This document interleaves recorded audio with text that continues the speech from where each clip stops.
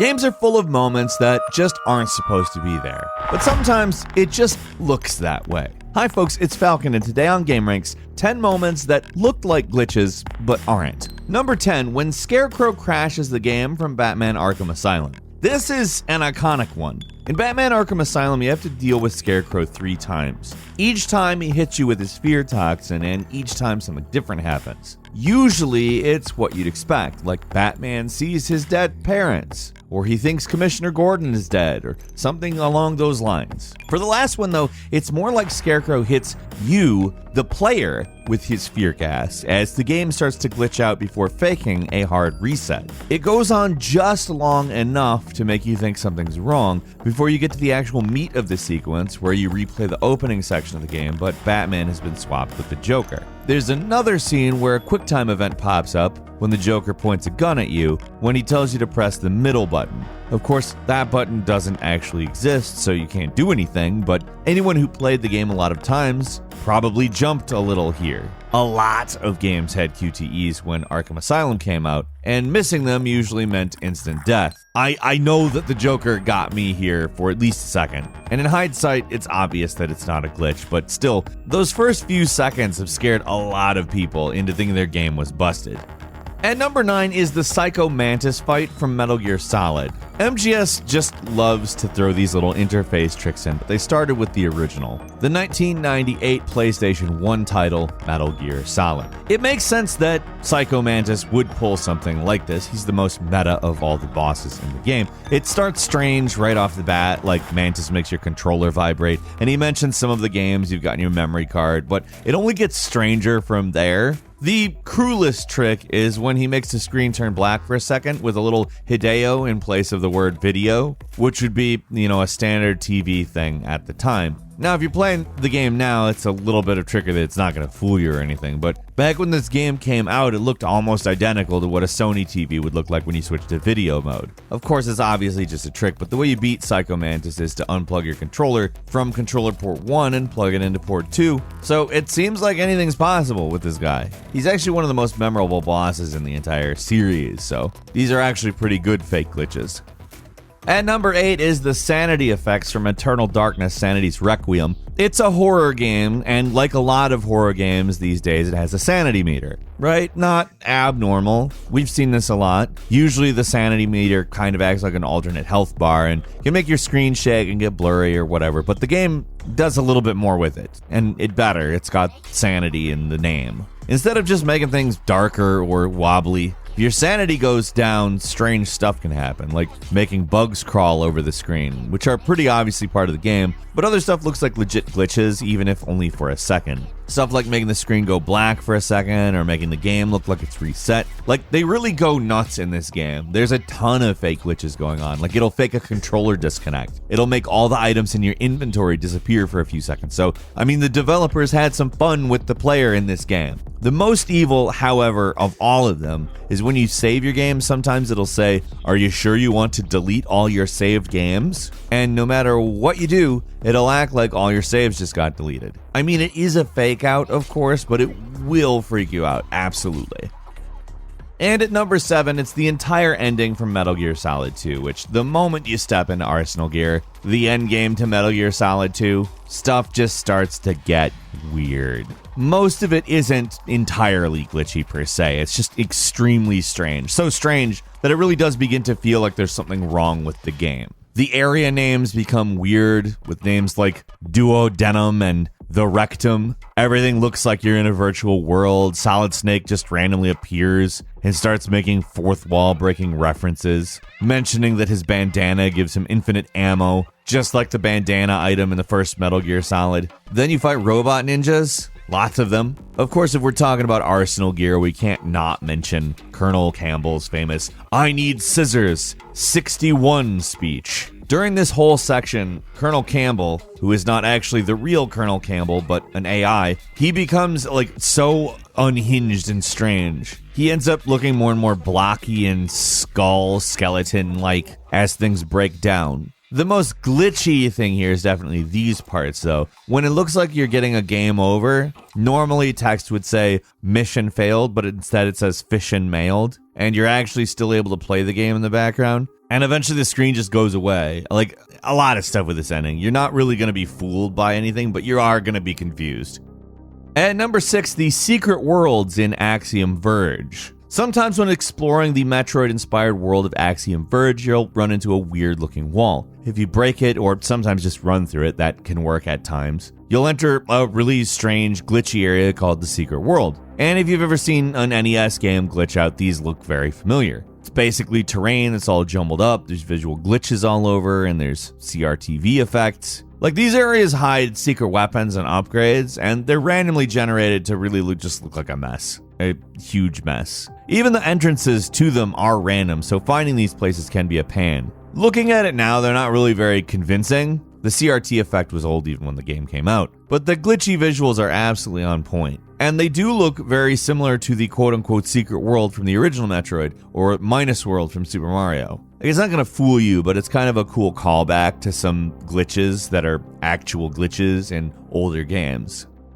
And number 5 is the Sorrow fight from Metal Gear Solid 3. Yeah, MGS is just full of these kinds of moments. Hideo Kojima loves messing with the player, and the third game might have the most frustrating version of it. This part where you fight the Sorrow isn't really a fake glitch. It might seem like there's something wrong with the game if you killed a lot of people before getting here, though. How this section works is that any enemy you killed up till this point will appear in the river as a ghost or a zombie or something. And I mean literally every single one. It can take such a long time if you've killed a lot of people to get to the end of this. And if you didn't kill anybody, this section is over in seconds. Now the glitch part comes in here when you reach the end. If you touch this corpse, you just die instantly. Nothing in the game tells you what to do, but you have to hold down L2 and take a revival pill, which will bring Snake back to life and end this section. If you don't know you can do that, which that's probably a thing that most people experience, you'll just restart the section and try again. Attempting to use your codec to call for help is useless. Everyone just yells Snake as if you died, and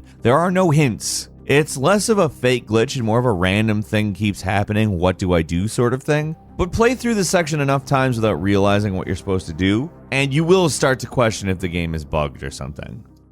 And number 4 is the error report in I Wanna Be the Guy, one of the most absolutely brutal games ever, and the very definition of platformer hell. Inspired by the Kaizo Mario games, aka Asshole Mario, this game heavily incorporates the asshole trap, where they put in all kinds of obnoxious tricks in the game that lead to an instant death. Some of the more normal varieties of this trap include like invisible blocks that appear in the worst possible places that make you fall to your death, or spikes that kill you out of nowhere and instant death applies that instead of falling down, fly up to hit you. So this fake glitch is totally in line with everything else in this utterly crazy game, and it's just one more infuriating trick in a game filled with them. It's simple. You go into one of the many hellish rooms and suddenly this pops up, an error report. What makes this different from other games is that this isn't a fake out error report. It's like misspelled or anything. It's literally just a Windows error report on the screen, making you think that the game has crashed. On top of that, I Wanna Be the Guy isn't a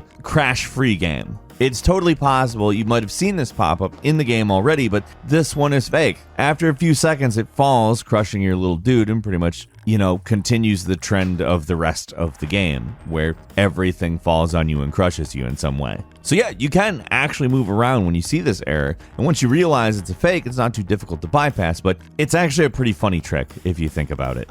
And number 3 is the not Stanley and out of map endings from the Stanley Parable. Like, the Stanley Parable is all around just made to play with video game tropes. So of course game glitches are going to come into play. This game's actual gameplay, not terribly complicated. You go through the narrative, you get a choice every once in a while, depending on the choices you make, you get a different ending.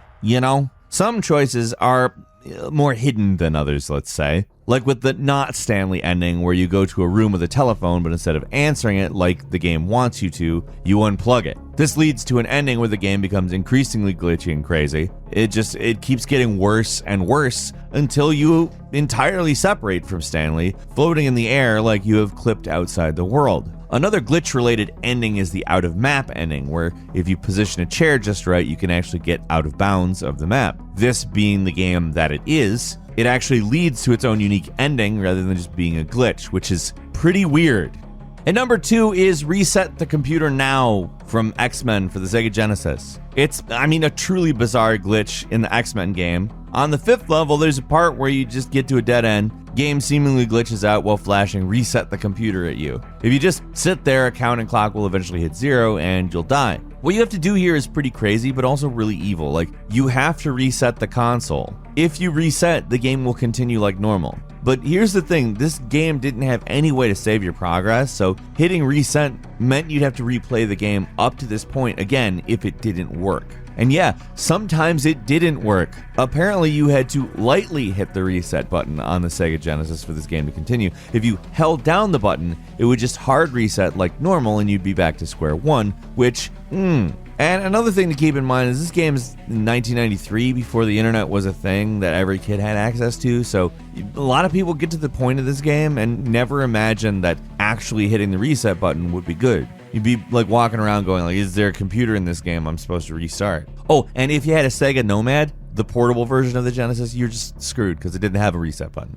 And finally at number 1, it's copy protection glitches. These are glitches that were left in any game deliberately by developers as a form of copy protection. Basically, rather than simply lock players out of the game, they introduce some glitch that makes them mostly unplayable. There's a lot of games that include something like this, so we'll run down a couple of notable ones. Batman Arkham Asylum has one where if you don't have a legit game, Batman can't glide, like, at all. The funny thing about this one is that it takes a little while before you get to a point where you absolutely have to glide to progress through the game, so you could play the game for over an hour before realizing you're stuck. There's a game called Game Dev Tycoon that's literally about making games, so if you download the cracked version of that, developers secretly released onto torrent sites, instead of things going like normal, you'll see pirates in-game just ruining your company's finances. Operation Flashpoint's another interesting one because it was the first game to use the fade system, which would slowly make the gameplay worse as you played. Another game that used fade was the original Mafia,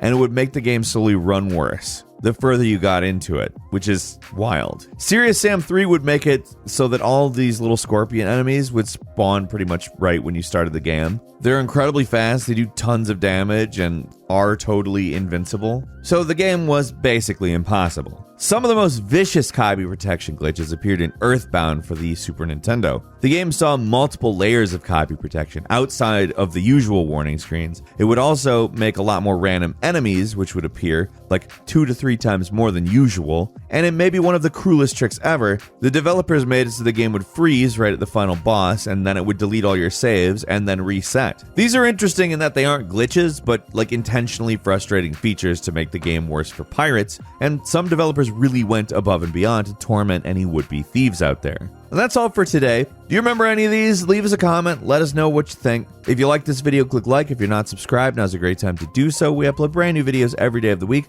and the best way to see them first is, of course, a subscription. So click subscribe. Don't forget to click the notification bell. And as always, we thank you very much for watching this video. I'm Falcon. You can follow me on Twitter, Falcon the Hero, and we'll see you next time right here on GameRanx.